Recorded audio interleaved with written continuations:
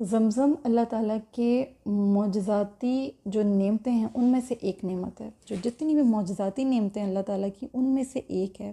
پانی تمام جتنی بھی دنیا میں پانی کی اقسام ہیں، پانی تمام کے تمام بہت اعلیٰ ہیں، بہت افضل ہیں، بہت خاص نعمت ہے اللہ کی. چاہے بارش کا پانی ہے، چاہے سمندر کا پانی ہے، کنویں کا پانی ہے، کسی ندی نالے کا پانی ہے، کسی چشمے کا پانی ہے، جنت کا پانی ہے، آنکھ کا پانی ہے. آپ کے جسم میں جو سیلز ہیں ان کے اندر بھی واٹر کنٹینٹ موجود ہے، آپ جانتے ہیں. لیکن یہ جو زمزم کا پانی ہے یہ بہت عظیم معجزہ ہے.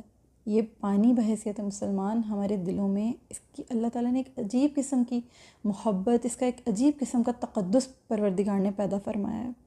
اللہ رب العالمین نے اشارتی افادیت بیان کی ہے اس کے بارے میں.